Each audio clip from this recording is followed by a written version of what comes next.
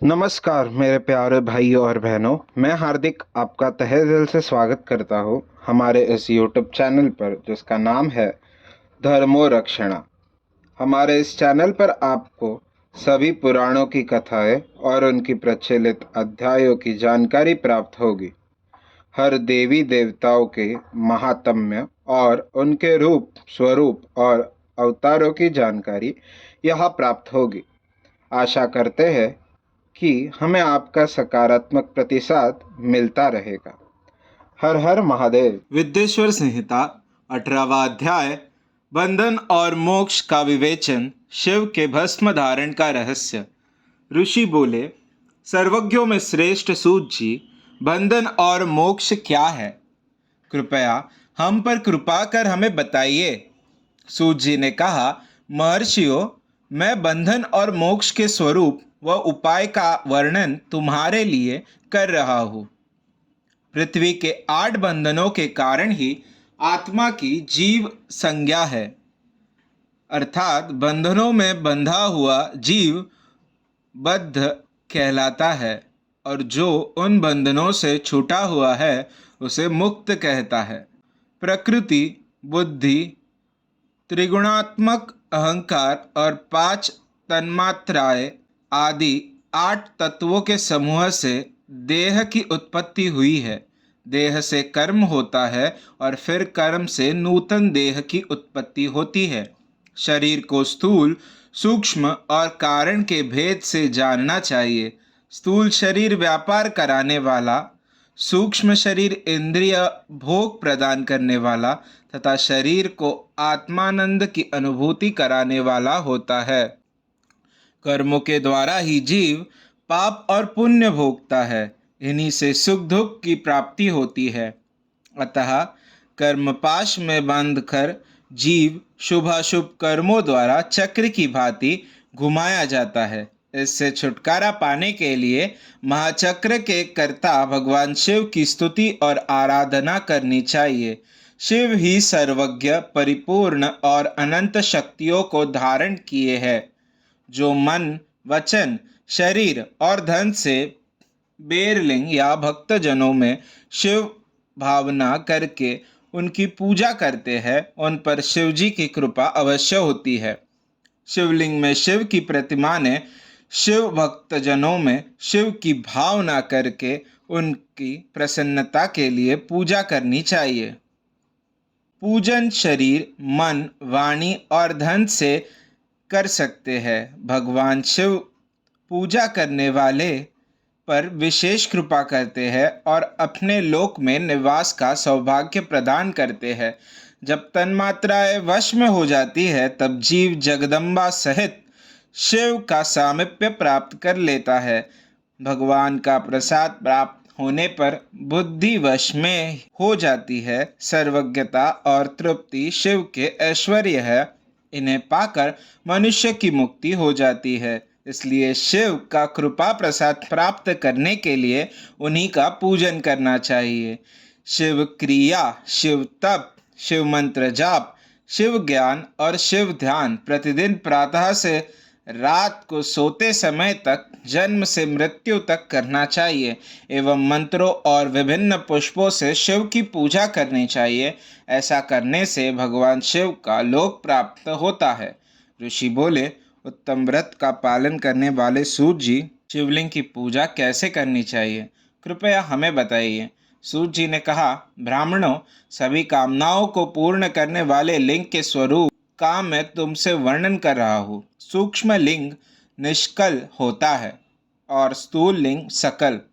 पंचाक्षर मंत्र को स्थूल लिंग कहते हैं। दोनों ही लिंग साक्षात मोक्ष देने वाले हैं। प्रकृति एवं पौरुष लिंग के रूप के बारे में एकमात्र भगवान शिव ही जानते हैं और कोई नहीं जानता। पृथ्वी पर 5 लिंग है जिनका विवरण मैं तुम्हें सुनाता हूँ।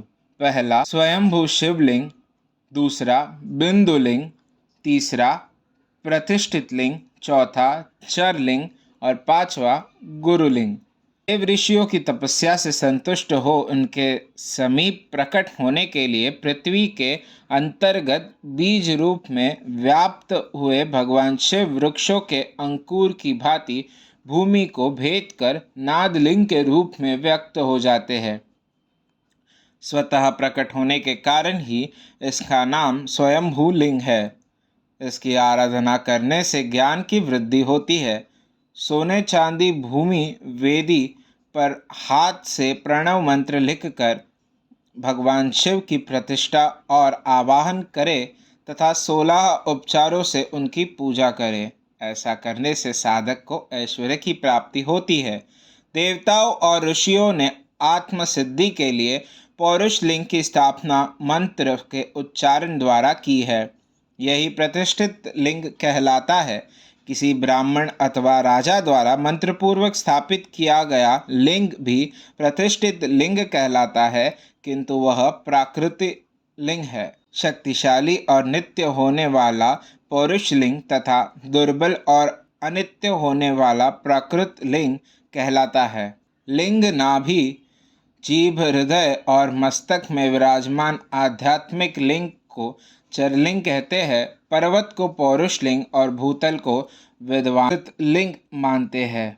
पौरुष लिंग समस्त ऐश्वर्य को प्रदान करने वाला है। प्राकृत लिंग धन प्रदान करने वाला है। चरलिंग में सबसे प्रथम रसलिंग ब्राह्मणों को अभिष्ट वस्तु प्रदान करने वाला है। सुवर्णलिंग वैश्यों को धन, बाणलिंग क्षत्रियों को राज्य, सुंदरलिंग शूद्रों को महाशुद्धि प्रदान करने वाला है। बचपन, जवानी और बुढ़ापे में स्फटिकमय शिवलिंग का पूजन स्त्रियों को समस्त भोग प्रदान करने वाला है। समस्त पूजा कर्म गुरु के सहयोग से करे। इष्ट देव का अभिषेक करने के पश्चात अग्नि के चावल की बनी खीर तथा नैवेद्य अर्पण करे। निवृत्त मनुष्य को सूक्ष्म लिंग का पूजन विभूति के द्वारा करना चाहिए। विभूति लोकाग्नि जनित, वेदाग्नि जनित और शिवाग्नि जनित 3 प्रकार की होती है। लोकाग्नि जनित अर्थात लौकिक भस्म को शुद्धि के लिए रखे। मिट्टी, लकड़ी और लोहे के पात्रों की धान्य, तिल, वस्त्र आदि की भस्म से शुद्धि होती है। वेदों से जनित भस्म को वैदिक कर्मों के अंत में धारण करना चाहिए। मूर्तिधारी शिव का मंत्र पढ़कर बेल की लकड़ी जलाए। कपिला गाय के गोबर तथा शमी, पीपल, पलाश, बड़, अमलताश और बेर की लकड़ियों से अग्नि जलाए। इसे शुद्ध भस्म माना जाता है। भगवान शिव ने अपने गले में विराजमान प्रपंच को जलाकर भस्म रूप से सारत्व को ग्रहण किया है। उनके सारे अंग विभिन्न वस्तुओं के सार रूप है। भगवान शिव ने अपने माथे के तिलक में ब्रह्मा, विष्णु और रुद्र के सारत्व को धारण किया है। सजल भस्म को धारण करके शिव जी की पूजा करने से सारा फल मिलता है। शिव मंत्र से भस्म धारण कर श्रेष्ठ आश्रमी होता है। शिव की पूजा अर्चना करने वाले को अपवित्रता और सूतक नहीं लगता। गुरु शिष्य के राजस, तामस और तमोगुण का नाश कर शिव का बोध कराता है। ऐसे गुरु के हाथ से भस्म धारण करनी चाहिए। जन्म और मरण सब भगवान शिव ने ही बनाए हैं। जो इन्हें उनकी सेवा में ही अर्पित कर देता है वह बंधनों से मुक्त हो जाता है। स्थूल, सूक्ष्म और कारण को वश में कर लेने से मोक्ष प्राप्त होता है। जो शिव की पूजा में तत्पर हो, मौन रहे, सत्य तथा गुणों से युक्त हो, क्रिया जाप तप करता रहे, उसे दिव्य ऐश्वर्य की प्राप्ति होती है तथा ज्ञान का उदय होता है।